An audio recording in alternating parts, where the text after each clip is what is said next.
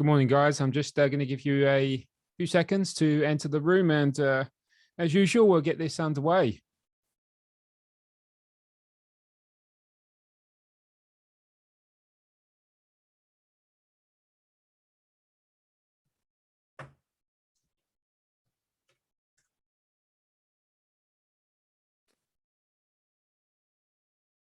Okay, fantastic. So good morning, guys. A very warm welcome to this presentation on the, as you can see, the Relative Strength Index. Hi, Daniel. So yes, or more commonly referred to as the RSI. So it would be great to know how many of us here actually use the RSI in their trading or have used it in the past. Go ahead and let me know in the chat box if you want to. That would be great. Those new to FP Markets webinars, my name's Aaron Hill, and I'm one of the market analysts here at FP Markets. As always, I want to thank everyone for taking the time out of their busy schedules to be here. I hope you're able to take something away from the following presentation. So look, before getting things rolling, please do me a quick favor and let me know if I'm coming across loud and clear.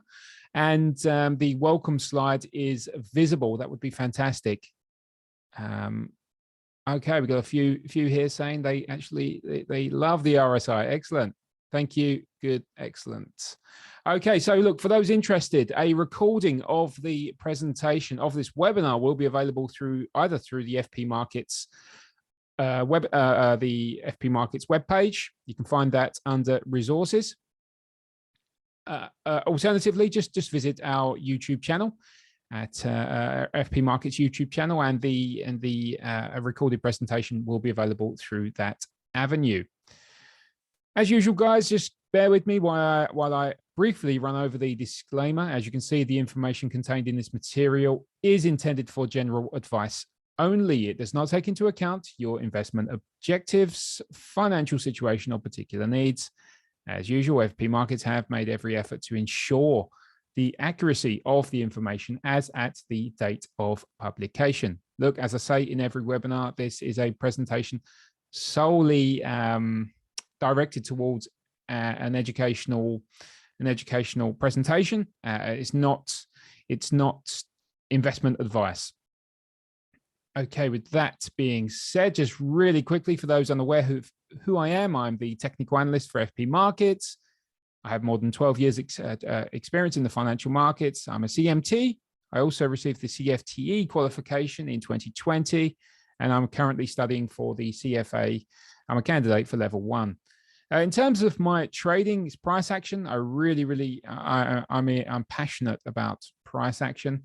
Fibonacci, so a number of Fibonacci concepts. We can use the harmonics. We can use Fibonacci clusters. And also the Relative Strength Index, so the RSI. And following from this, I also look at chart psychology. Now, as I mentioned briefly at the beginning, the presentation's focus is on the Relative Strength Index. Look, given the RSI boasts a number of key functions, I have a truckload of content to really throw at you today, as I ultimately want newer traders to be able to walk away from here, shall we say, a more informed trader regarding the RSI. So please do watch the recording. And if you have any questions, just fire over any questions to the emails I will provide at the end. With that, first on the scale, as you can see, we'll be looking at what the Relative Strength Index is, and I'll also be briefly highlighting the RSI formula. Now, it's here that most of us are interested in, I would imagine. Here I'll be looking at the various RSI methods that traders use, which includes approaches such as divergences, overbought and oversold signals, RSI failure swings, the RSI Centerline Cross, and all that good stuff. And look, mainly I will not mainly, but I will be looking at also touching on how we can use RSI as a tool for confirmation. And finally, as usual, look, the floor will be open to questions related to the content Remember, there are no silly questions here. We all had to start somewhere, so please do step forward at that point. Okay. Okay, we got a few here saying we got Neil here saying Weber Neil. We don't use the RSI. So hopefully at the end of this presentation, Neil, you might try and incorporate this in your trading. So look, without further ado, let's jump into the first slide, the RSI structure. Look, guys, please do excuse my these are my drawings. I'm clearly not known for my artistic ability, so please do bear with me with this. Right, so the relative strength index, or short for the RSI, was designed by a chap who goes by the name of J. Wells Wilder. Wilder actually features the RSI in his book, New Concepts of, I believe it's called Technical Trading Systems. So I have actually read this book. It was a number of years ago, but look, he does go into the RSI concept from about page 50, I think, or 60. And look, it's well worth a read if you really want to get down to read where it, read the basics of how Wilder used the RSI. So despite being developed over 4 decades ago, the RSI has clearly, shall we say, stood the test of time, and remains one of the most popular technical indicators available today. Look, at its core, the RSI is a momentum gauge, right? It measures the velocity of directional price movement. And this is shown by a way of a value that oscillates between 0 and 100. I know the 0 and 100 is not on the screen, but look, please imagine there's a 0 here and a 100 above. So we have a value, a line, so almost like a moving average line that oscillates between 0 and 100. So basically, what it does, it measures the speed of change in price. So the basic framework of the indicator consists of an x-axis, as you can see at the bottom, and this represents time scale. Now, to the right, we also work with a y-axis, which represents the magnitude of the distance the indicator has moved. So with that bit, we also have notable levels. So we have the 70 level, the 70 threshold, the 30 threshold, and the 50 center line. Okay. More on these values in a little bit, because these are very, very important for the indicator. So look, a reading above 70 indicates it is considered overbought, and moves below 30 indicate a market that's signaling oversold conditions. Again, more on this in a little bit. So now, as I briefly said, if we think about momentum as the speed of price change, for example, if we have a handful of traders, buying the market, so we're in a market that's heavily bid. So traders come in, they start buying the market, price moves higher, more traders see this movement. And so once more traders see this movement, we'll obviously have more traders jumping into the market. So consider momentum-based strategies. And look, before you know it, we have a strong wave of bullish activity. Now, the question is, for most of us, I assume, is how long will the market remain in this state? Are buyers going to run out of fuel, or are they going to overheat? So this is the question, right? And so prices cannot continuously rise. Also, as momentum turns lower and the market sells off, so it often tends to over-deliver to the downside. Another way to think about all of this is markets overreacting to good and bad news. This is really where the RSI can become a handy tool to help tool within our trading arsenal to help decipher this movement.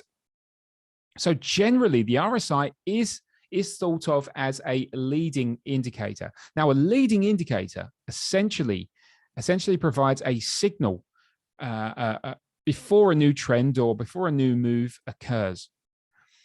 However, I've also seen some traders refer to the RSI as a coincident indicator, which means it works in real time and, providing information about the current situation.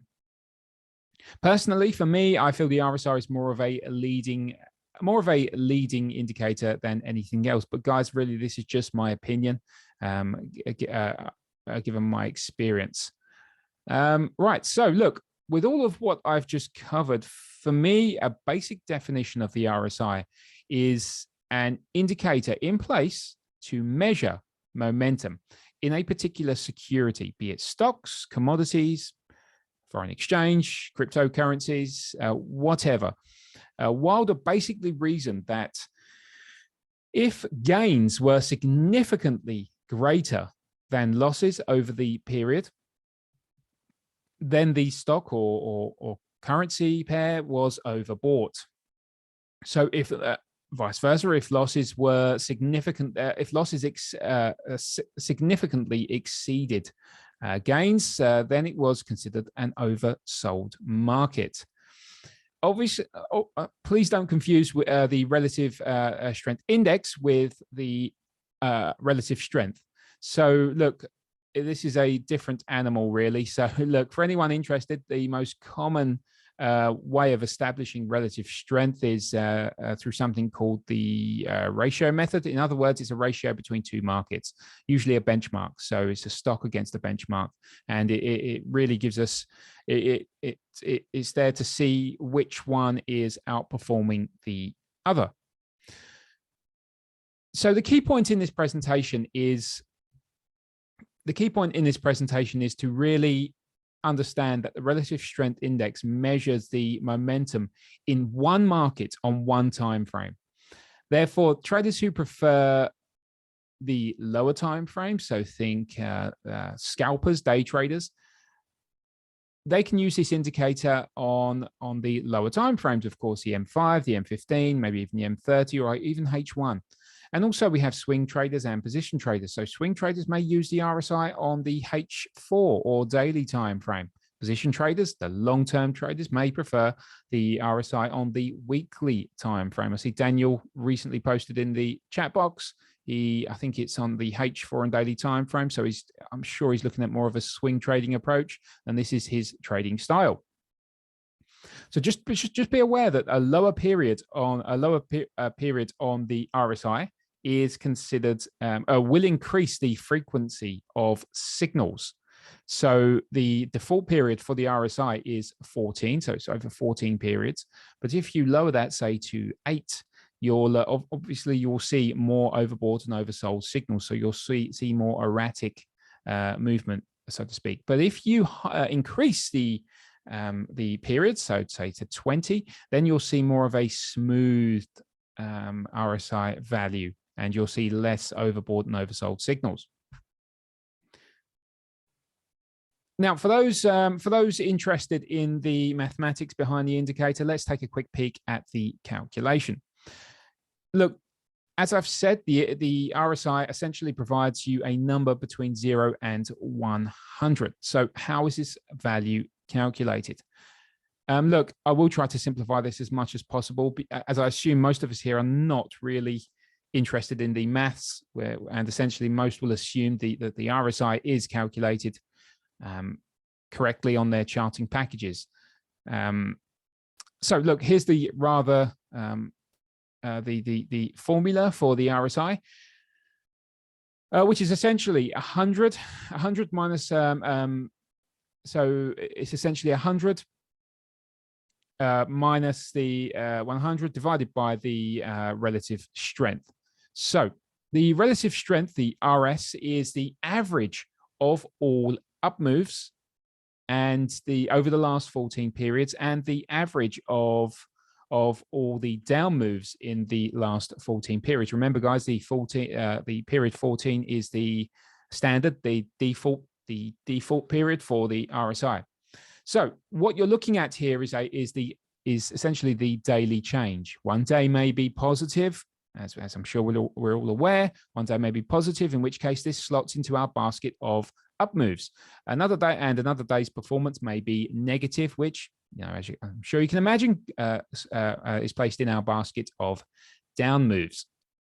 Once this is done, we can divide the average. We can divide the average by the up moves. Divide the average of the up moves by the down moves to give us the RS, the relative strength, relative strength. So then we add this value, as you can see on the formula, to 1, and then divide this.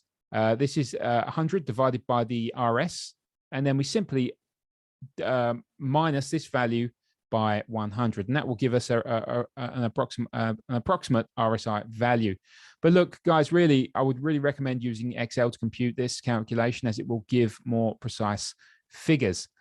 Look, I'm pretty sure most of us won't bother calculating this. As I said, we'll assume most of the charting packages will provide us with an accurate RSI value. Question from Daniel: do I ever change the 14 setting? No, I do not. I prefer the 14 setting. So I've had no need to really change or really adapt. I have had a look at this in the past, like whether it's better to increase the periods and things like that, but I've not really found much use in it. That's not to say it doesn't help some traders, but for me, it's not really anything that I have found useful. Why 14 is a question that was given by J. Wells Wilder in his book. I believe he did a considerable backtesting on this, so hence that's why it's 14, because he was the one that developed it, and so that's what we work from. Okay, so next slide. Look, first up is defining the centerline cross. Now, this is very, very basic. I'm pretty sure most of us are aware of this. Again, I'm using the same slide as the previous slides, but look, personally, for the RSI, I know of 2 ways that the indicator can help define a trend. That the first is a bullish or bearish 50 centerline cross, and secondly, by using bullish or bearish failure swings. Now, bullish and bearish failure swings are something we will touch on very, very shortly. So if we bullish centerline cross, as you can see, the indicator crosses above the 50 centerline. What this is telling you is so we cross above the 50 centerline in the direction of the overbought 70 threshold. So what this is telling you is the trend or the up move is increasing in strength, essentially a bullish signal, until the RSI touches gloves with the 70 threshold. Now, if you think about this, the RSI value crossing above 50 informs us that the average gains are currently larger than the average loss. So looks positive momentum.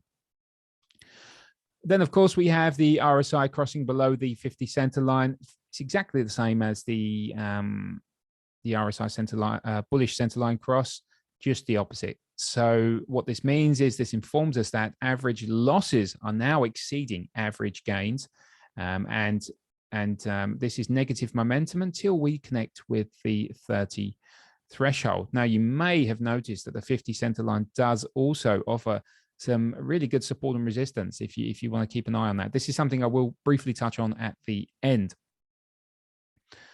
Right, so and look, guys, this is really it for the trend, the RSI centerline cross. It's nothing really to get excited about, but it's something you should be aware of if you're interested in the RSI. Okay, RSI overbought and oversold signals. As you can see, I've kept a similar slide format, as I believe the drawn examples I'm showing help demonstrate without the distractions of live price movement of a real-time chart. So look, so Wilder in his book just to add some more information from his book, he actually referred to overbought and oversold signals as quite simply tops and bottoms. So what he did, yes, so literally tops and bottoms.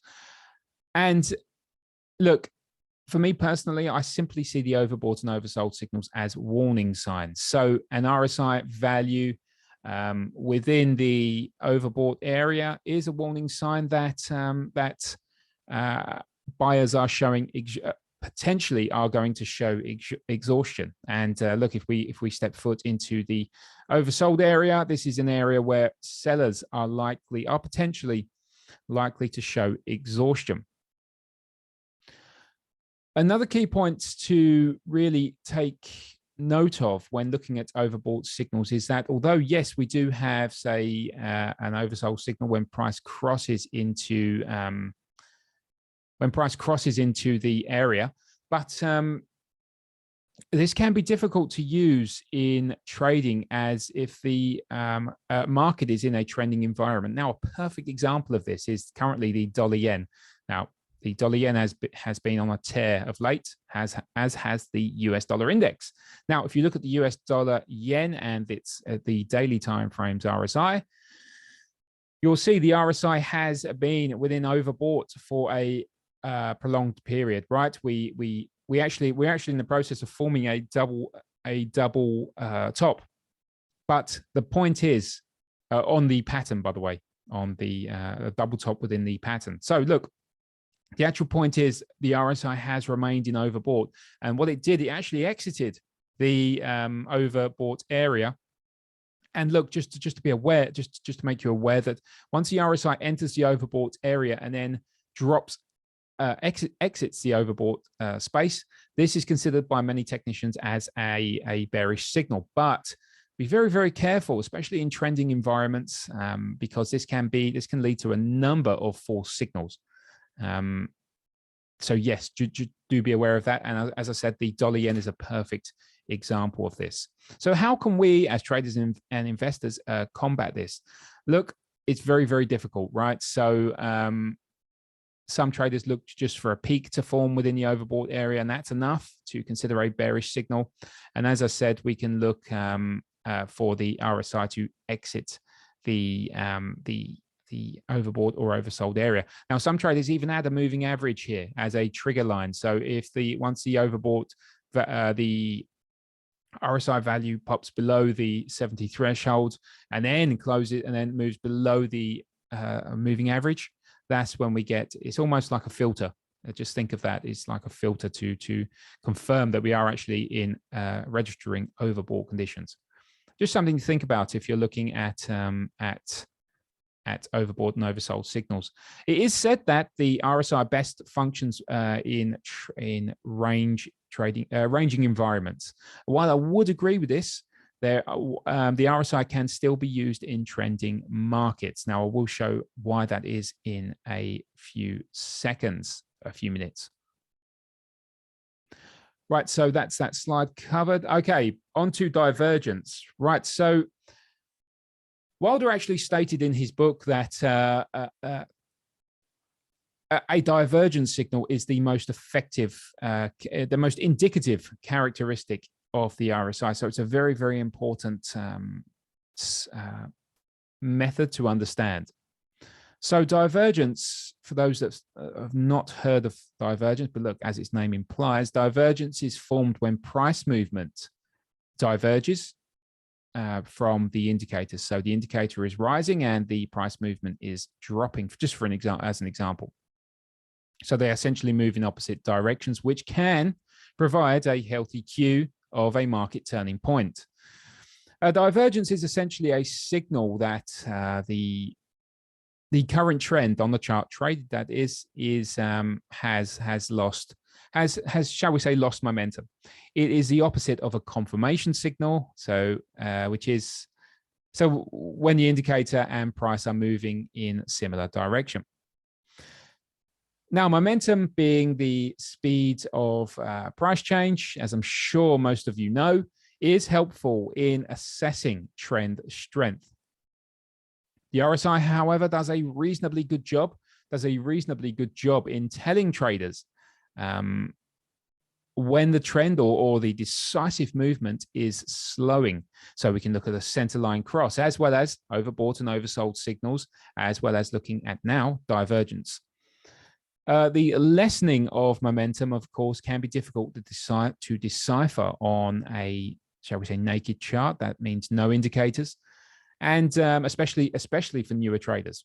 However, it is critical to note that even though we have bullish or bearish divergence forming, this does not always translate to a reversal, but it does signal something is changing. This could mean the market's action is simply taking a breather, so consolidating before the next leg up in an uptrend, for example. So let's shift our attention towards this diagram. I'm mainly going to focus on the strong version. So let me just get my pen. So this is the strong, regular, excuse my handwriting, regular divergence. Okay, we're going to focus on just the strong, and this is the hidden divergence. Okay, regular divergence, hidden divergence. Let's forget the moderate and weak for now. But look, so bullish and bearish regular divergence. Just as a quick note, bullish regular divergences are good at looking for reversals, trend reversals, and reversals within yeah, exactly that, trend reversals. I was just trying to think of another word, but yeah, that's a perfect description, really. So look, as you can see here, we have the price and we have the oscillator. Now, this is a strong signal. This is a strong version of the regular divergence. And to be honest, guys, this is all I look for when I'm analyzing with the RSI. So as you can see, the price action has formed a lower low. So the sellers are in control. But from the oscillator, this is the RSI, we have formed a higher low. Now, what this is telling you is the downside movement in this area here has slowed considerably compared to this downside momentum here. Okay, so downside momentum was stronger at this point and is weaker at this point. And what this is showing is the average losses. Remember the calculation. Average losses the average gains are beginning to show strength, basically. So downside momentum is beginning to weaken. And that's shown, as you can see here, that's shown by the RSI forming a higher low when the price movement is forming a lower low. So this could be a good example for a trend reversal, right? So as prices, and look, guys, when you have bullish divergence confirming a support or a support in this case, this can really help. This can really help add weight to a technical setup. So if there's any questions regarding the bullish divergence, let me know and I'll happily answer it while we're on this diagram. But look, for the bearish divergence, it's pretty much the same, just a mirror opposite. As you can see, this is the price movement. So we have a higher high, higher low, higher high. Now it's when we reach this point and we realize we've also got, look, the RSI is not confirming it. So we have a higher high on price movement, but we don't have a higher high. Look, what should have happened really here is the indicator should have done this, right? To confirm that the strength in the up move, but we don't have that. So let's delete that. So we don't have that. What we have is downside momentum showing weakness, upside momentum showing weakness. So the move at this point was clearly stronger than the move at this point. And that's shown by the lower high in the indicator. So look, in this move here, the upside momentum is clearly weakening. Now, again, as I said, that does not always translate to a guaranteed reversal or a guaranteed drop in price. What it could just mean is price is taking a breather and we may see a little bit of a dip, but price could continue higher. Now, this is the strong version of regular divergence. As I said, it's mainly for trend reversals. Now, the trend could be on the 5-minute time frame. It could be on the hourly time frame. It could be on the monthly time frame. It's all the market is fractal, right? So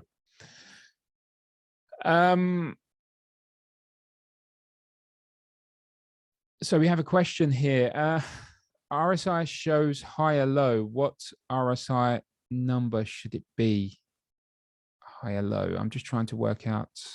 So the RSI shows a higher low. So you're talking about the bullish divergence, the higher low here. What RSI number should that be? That's very difficult for me to tell without seeing the y-axis. So for me, that could be anything from around between 30 to, that's a very key point. For me personally, I always look for divergences. The regular divergences always, for me, should be within the overbought and oversold areas. So oversold for regular bullish divergence, overbought for regular bearish divergence. So in terms for that question regarding what RSI number it should be, well, it would be within around the overbought area for me anyway. Sorry, oversold area for the bullish divergence and around the overbought area. So around the 70 for the bearish divergence and around the 30 area for the bullish divergence. Right. So in terms of the hidden divergences, now the hidden divergences, I've mostly seen these form as continuation signals within a trend. Now, something I always look for when using the RSI indicator as a divergence, or as I've said, look, they must form, especially for the regular divergence, they must form around the overbought and oversold areas. But with the, for me personally, I've rarely seen hidden divergences form around overbought and oversold areas. Hidden divergence essentially occurs when when the trend holds up despite, I'll show you this in a minute, when the trend holds up despite the momentum going against it, as shown by way of the RSI. This echoes strength in price and offers as I said, a continuation signal within the prevailing trend. So despite the, despite the growing bearish momentum despite the bearish momentum seen in the oscillator here. So this is the RSI. We've got a lower low forming, but at the same time, we've also got a higher low forming on the price, in price action. And what this shows is the trend structure has held up despite momentum continuing to the downside. So this echoes a strong bullish presence. Now, the reason I believe the reason it's termed hidden is because many traders do not see this, but hopefully we will going forward. It's the same for bearish divergence, guys. Look, we have a high here and then a lower high at this point, but the RSI is showing a higher high. But look, price is leading. So essentially think of hidden divergence as price leading the way. Regular divergence is the oscillator leading the way. Okay, so as you can see, the oscillator, higher low with regular divergence, and we have a lower low on price. It's leading the way. But with the hidden divergence, the price is leading the way. So a higher low at this point and a lower low at this point. So it's echoing strong strength. We have a question here. Is there a way to know how far the trend will reverse when the divergences start to play out? Is there a way to know how far the trend will reverse when the divergences? So are you saying, so if we have a trend and we see divergence, say from here, you're asking how far price will likely drop from this point following the divergence, right? That's, if I knew that, we'd all be millionaires, right? I have no idea. It's very, very difficult. But what traders do look at is the RSI to drop to the 50 center line. Remember on the chart on the slide where I showed the RSI 50 center line. That could be a good. If you're looking at the RSI as a target, the 50 center line. Oh, I'm sorry about my writing. It's terrible with the mouse. 50 centerline. Okay, so the RSI will drop from here, and a good target would be the 50 centerline. That's all I can say. But for me personally, I wouldn't look at that. I'll be looking at the price action. The RSI is a confirmation signal for me. I would always be looking at price action. So are we heading for a clear area of support? Look, if we're heading for a clear area of support in the higher time frames after seeing a lower time frame divergence, take your profits and be happy with that. Or liquidate a portion of your position, reduce risk to break even, and then see how price plays out near your higher time frame support or something like that. So I would always be analyzing the surrounding price action. It's a very difficult question to answer without seeing a chart or things like that. Okay, so let me clear my drawings. So are we all clear with the divergences? Okay, how much weight do you give to oversold and overbought? I don't give much weight. So the question, I'm not sure if you guys can see that what attendees are writing in the chat box, but Daniel's just asked how much weight do I give to oversold and overbought signals in a strong trending market. So I don't give much weight to them, to be honest, because just look at the dollar yen. That's a perfect example. The dollar yen has been raging, and it's been overbought for a number of weeks now, I believe.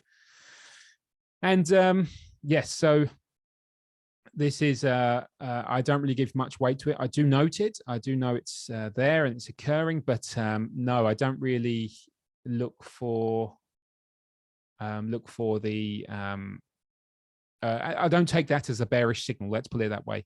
I do take note when it does exit the RSI oversold, overbought area in an uptrend. But what I like about the dollar yen, now I haven't checked the dollar yen this morning, so I'm not sure where it's trading, but there is an overbought, a double top pattern forming within the RSI. So another point is you can look for patterns within the RSI.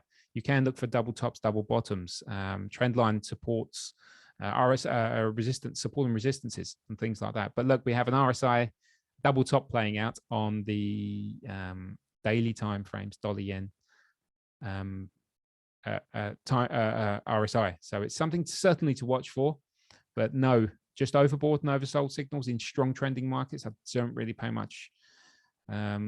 Yes, it's a tricky one, but I don't really place a lot of value on that, to be honest.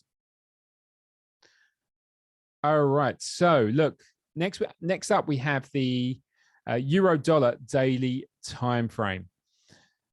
And what I've done here is, I hope you can see, is what I'm doing is trying to show bullish and bearish regular divergences. Now, I hope you can see all my bullish and bearish regular divergences are around or within the overbought and oversold areas. As you can remember, we have the, let's change it. As you can see, we have the 70 threshold at this point, the 30 threshold, oversold, overbought. Okay, so these are all bearish divergences. Look, and another key point to be aware of, as I think I've shown in the calculation, the formula is calculated via closing prices. So I see a lot of traders making the mistake of joining the upper shadows for bearish divergence. You're actually looking at the closing prices, guys. So it's the closing prices, okay? You look at the closing prices, not the extremes. This can really give you a false signal of bearish divergence. So as you can see, we have price moving higher here. The closing price to closing price is higher, but in the same simultaneously we have bearish divergence forming. As you can see, higher, lower high, higher, essentially a higher high. Okay, so, and this was a nice signal. This would have got you in at don't forget, this is the daily time frame. So we could have, we could have, what you can do at this point, once you've seen all this play out, you can look down to the lower time frames. You can go down to the H1 time frame and look for maybe a harmonic pattern playing out or something like that. Same again here, guys, exactly the same, bearish divergence within overbought, And the same here, small move to the downside. But look what happens here. Let me just delete this. This is a really cool, this is called a, I think it's a double divergence. I believe they called it. I cannot remember the term I read in my CMT studies, but it was complex. I'm not sure if it was a complex. It might be for the head and shoulders. But look, what you've got here is you've got some really like a double divergence, I think they're called. But look, so you've got double divergence at this point here. Okay, so it's a really strong signal. Look, we got price, we got the RSI indicator forming lower highs, but at the same time, we have the price action forming higher highs. Now, what this should tell you is, look, you can even see it on the chart, right? Look, upside momentum is clearly slowing compared to here, right? Upside momentum was really, really quite strong. Look, things started slowing down, so almost compressing within a channel. And this is shown on the RSI indicator. So once you get used to actually eyeballing price movements, once you get, you won't really need the RSI indicator because you'll be able to tell when the momentum is slowing. It's obvious. But I do like the RSI because it just makes it easier for me to see divergences, and it's just a quicker way of, it's just something I've got used to, really, to be honest. But yeah, as you can see, double divergence, triple divergence almost at this point. And then we got a nice sell-off within an uptrend, guys. So look, to answer your question, Daniel, would I look at divergence in an uptrend? Yes, I would, as long as it's within the overbought. As you can see, overbought, and again around overbought. Another one here. This was a fantastic move. This one, look, this was bearish divergence again. Now here we have bullish divergence, and what you can see is we have price forming a lower low, lower high, lower low. But look, you can see it on the chart, right? Downside momentum was clearly stronger than this point here. You can see it. Downside momentum has slowed compared to this move here, and that's showing on the RSI via a higher low, and that gives us bullish divergence. Now, if you can join this with structure, all the better. I think the next chart will show how we can do that. Let me just flip over to that. Oh no, sorry. This is the let me just check. So these are hidden divergences. Remember from the slides we just briefly talked about hidden divergences. As you can see, they rarely form within overbought or oversold areas. So let me just quickly demonstrate this. I hope you can remember from the slide, we have a hidden bullish divergence. As you can see, price forms a higher low at this point and another higher low at this point. But what you see here is the indicator forming a lower low. But look, price is strong, right? It's holding up. So price is leading the indicator at this point. Price is leading the indicator. Okay. Same goes for a bearish, hidden bearish divergence. And as I said, guys, these are more for continuation signals than anything within an up move or a trend. As you can see, we had a higher high, higher low, higher high, higher low. So we're looking to dip buy at this point, buying the dip. Okay, next one, we have the bearish divergence, bearish hidden divergence. Look, guys, just to remind you, I'm marking from closing price to closing price, not shadow to lower shadow to lower shadow. Same here, closing price to closing price. So we have the hidden bearish divergence. As you can see, we formed a higher high on the indicator, but failed to break higher on price. Okay, so again, price is leading the way, and we've got a nice sell-off from that bearish divergence. Okay, bullish and bearish failure swings.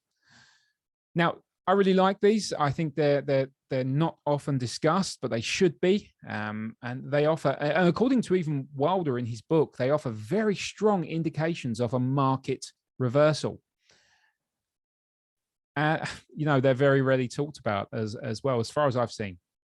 All right, so failure swings are largely independent of price action, focusing solely on the RSI for signals.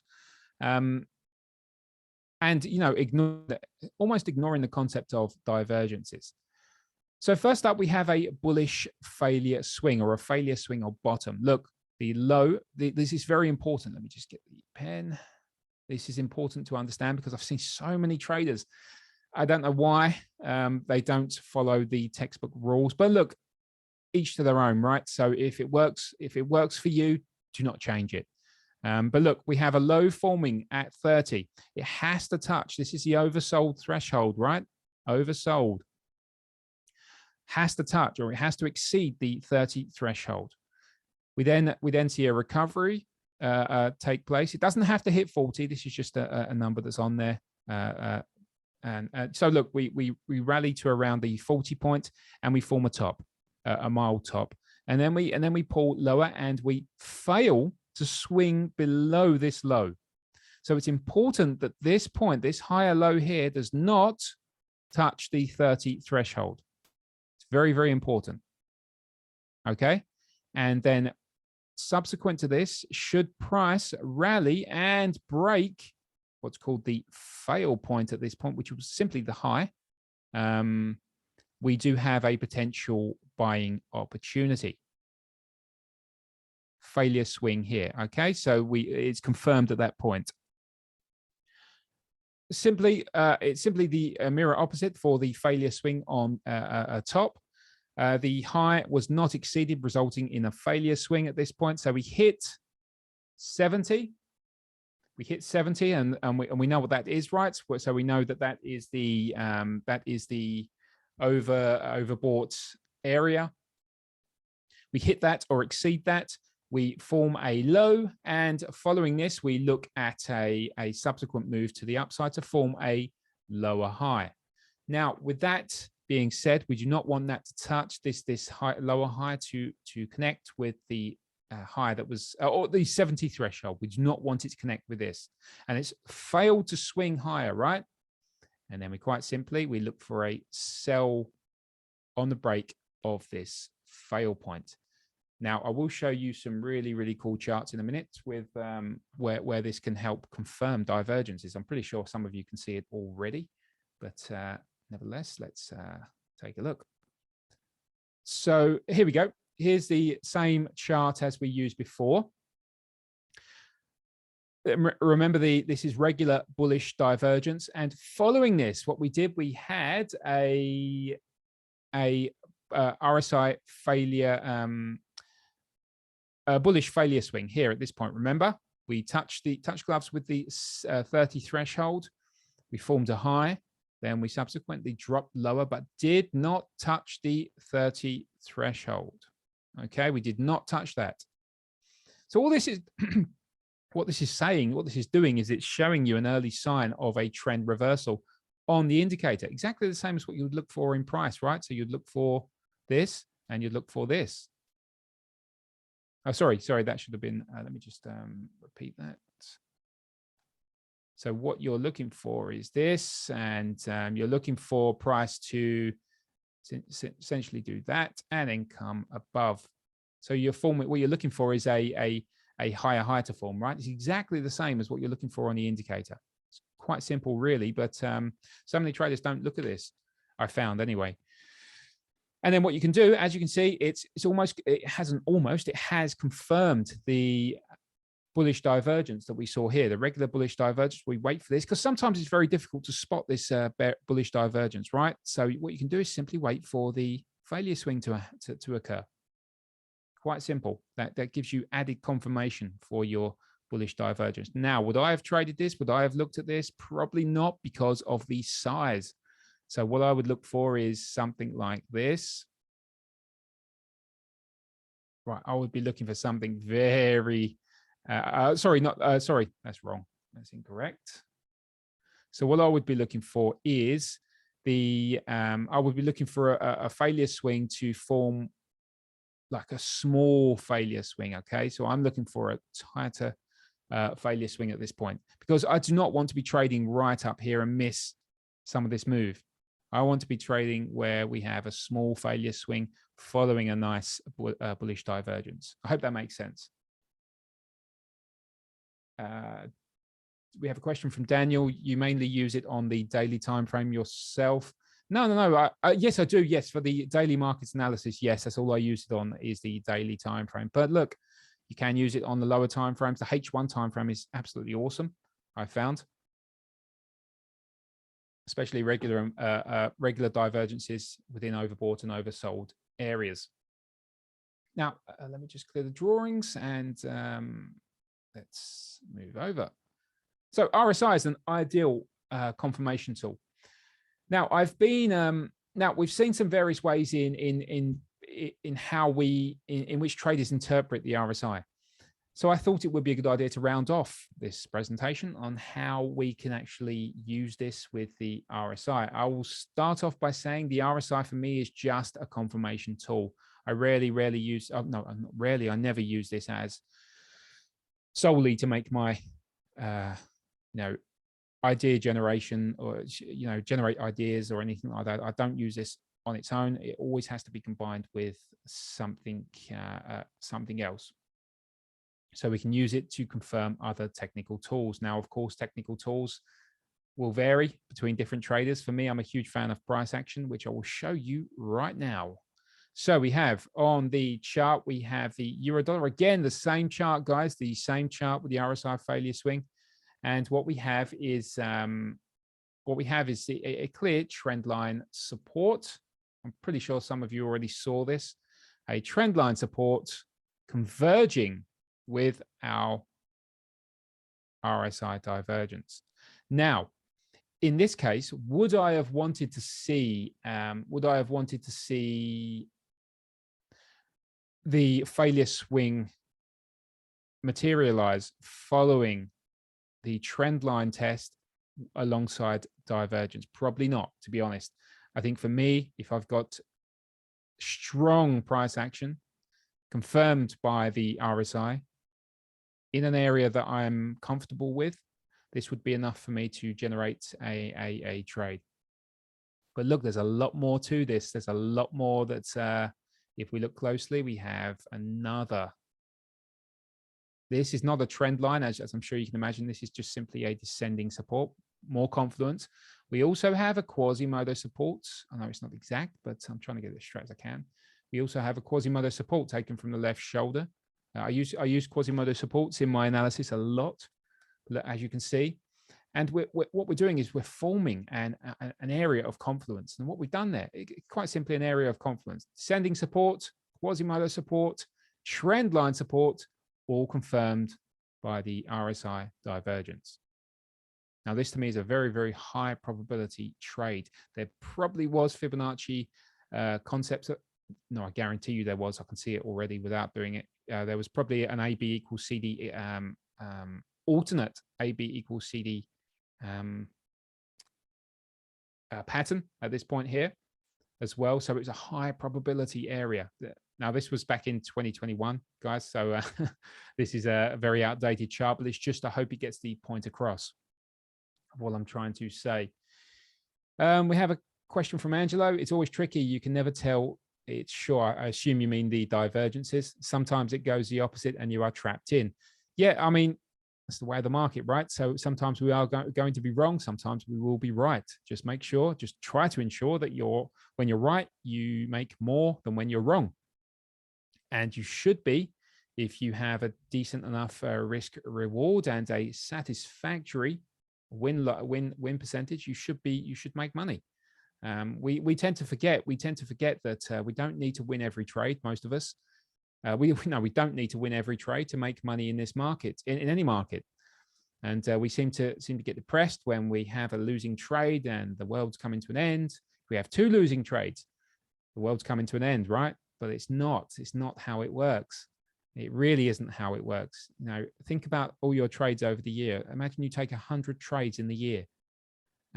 What's 2 trades within those 100 trades? As long as you win 40 of those trades at a risk reward ratio of 2R, so you're winning twice as much as you're losing on those winning trades. On 40% of those winning trades, you will make money at the end of the year. It's just we tend to overcomplicate it, and we see all these gurus online say striking, 95% win percentages, and on in their Ferraris with their laptops, and it's I mean, it's just I think it's just more common sense, really, to be honest with this. So can you show the failure swing on the chart? The failure swings here, I'm not going to, Quantum, I think that's your name. Sorry if I've mispronounced it, but the failure swings here. So let me just go over the failure swing. Failure swings at this point here. There, as you can see, we entered the, we touched the 30 threshold. We also formed a high, but and then we formed a higher low at this point.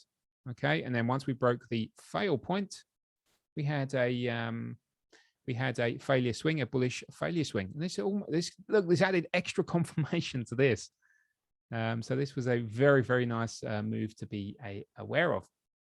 All right, so let me just see what's next on the chart, on the slides. Yeah, another one, guys. And this is with the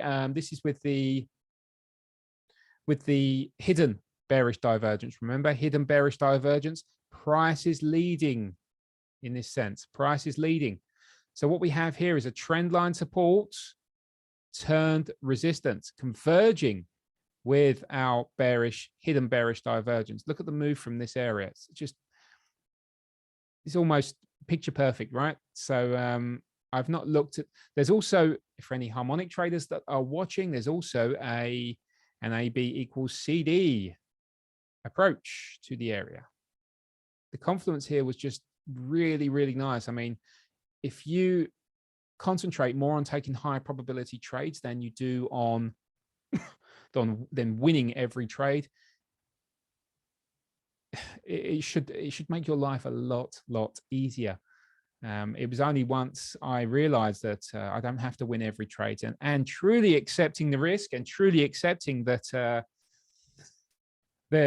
truly accepting that I could lose $100 or $200 on this trade, and I'm willing to do that, genuinely willing to do that, not just paying lip service to it. My life became a lot simpler. Trading is a very simple process. It's just we tend to overcomplicate it and overanalyze things, and and overthink things, I believe. As I said, my mentor, who's actually retired now, he said to me when I was learning, and what he said to me was that trading is as easy as making a good cup of tea. Obviously, he's British, but you can imagine how I felt when I was struggling with the charts. And he said that. He said, how can it be that easy? But he said, once you accept these things and accept that you will get losses, it's like every other business, right? If you think about it logically, it's like every other business. You have expenses, and your expenses are losses.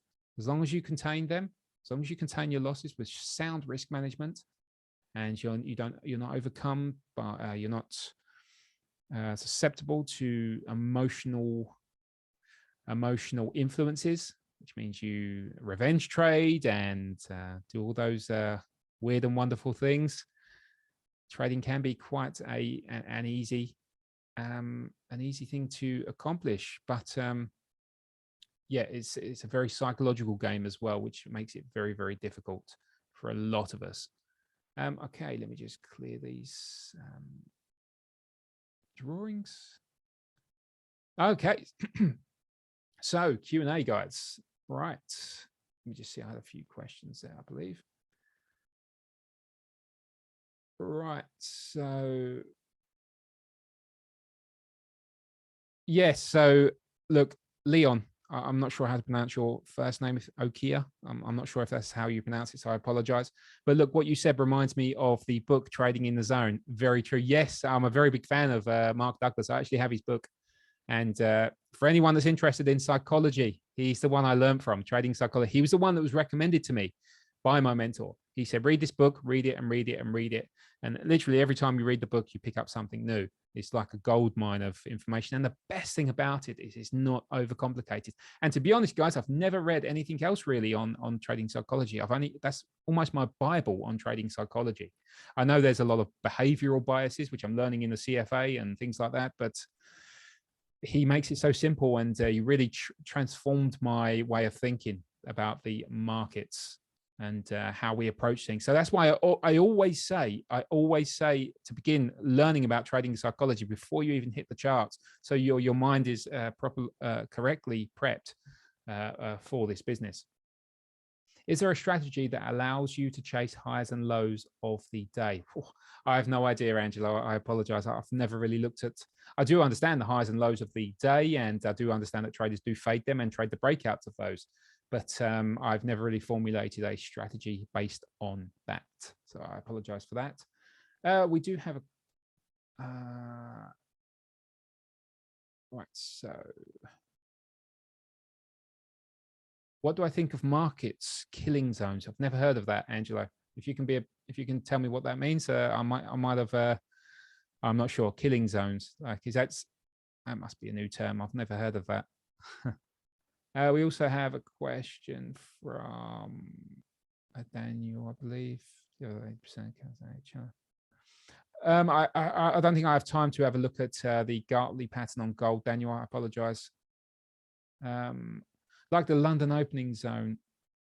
Oh, so you're talking about the trading sessions. So look, something I have noted with the years being on the charts is when New York opens, we often tend to see a reversal, right? So we also tend to see, it could be a minor reversal, but look for some manipulation around those times. Especially if London's been trending higher, and Asia and London's been trending higher, you can see New York traders once they hit their desks in the US, they tend to fade that movement. So you'll see a move in the opposite direction of the trend. But look, you need to confirm that with I call it psychology of the chart. So you would need to see some manipulation of the levels to actually see that, I believe. But look, do have a look at that. Once we hit New York, which is 2:30 between 1 p.m. to 2:30 p.m. UK time, you can see that occur. I do see it occur a lot. Are the trading hours where the markets move the most? So the trading hours where the markets move the most tends to be the London and New York session. Look for the London and New York overlap. It's very, very, it can be very liquid, and can really give you some volatile moves. Some say that learning to trade via paper trading is useless because you don't get to know your own emotions. So do you think that's a good idea to start? That's a very good question. For anyone that's read the Trading in the Zone book, he actually, Mark Douglas, I think, goes into that. If not, he does go into it on YouTube. So personally, I believe paper trading is useful. I really do believe it's useful. Yes, I do agree that it doesn't touch on the emotions, the emotional concepts of trading, but what it does do is it gives you a reference. So when you're trading demo, you're not emotional, right? So if you're trading in control of your emotions, your demo account can be what you can achieve on the live account. I hope that makes sense. It's almost like a reference of what you can achieve if you control your emotions. And another thing with demo, what I used to do is I used to program my mind to think that if I don't pass the demo account, or if I don't pass this demo if I don't become consistently successful on demo, I will not it's almost like a driving license. If I don't achieve what I want to on demo, I don't transition into live trading. So there was almost that pressure. I put that pressure on myself. So I did feel the emotions with that. I hope that helps. Okay, so one more question. What do you think about order blocks and order flow concepts? Order blocks, I don't really understand that, to be honest. I've never really looked into that. Order flow concepts, I think I look at that. But again, there's a few good guys on YouTube I know that really go into that.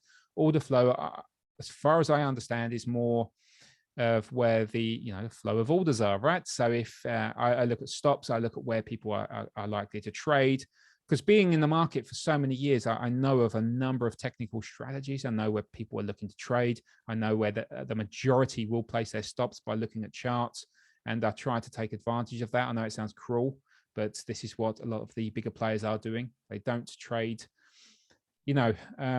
that alongside strong confluence can really, really help you in your trading. Okay, guys, look, if there are any questions, I'm going to wrap things up now. If there are any questions or comments, send your feedback to support@fpmarkets.com or marketanalyst@fpmarkets.com. We do have, I think we have, just bear with me. Right, so tomorrow, is tomorrow Thursday? What's the day today? Thursday. So tomorrow we have the NFP session. I will be live for that. Please do go ahead and join that. And yes, so I will be talking about what the projections are for the NFP event. I will also be talking about potential setups that I will be looking at prior to the event. So yeah, please do try and come along for that. And yes, so hopefully I'll see you there tomorrow. That would be very, very cool indeed. Yes, and I'll see you there. So look, I hope this was beneficial. Any questions, guys, please do fire these across. I do check this email regularly. So if there's any questions, I do tend to reply pretty quick, or someone in the team will. So yeah, great. Also, look, do make sure to register for the FP Markets Telegram channel to get instant updates. I'm regularly active on there, posting setups and things about the market performances and things. All right, on that note, so let me just check if we're all covered. Excellent. So on that note, thank you all so much for taking the time out of your day to be here. Again, hope you took something from it, and have a great day, and I'll catch you all again very, very soon. Thank you so much.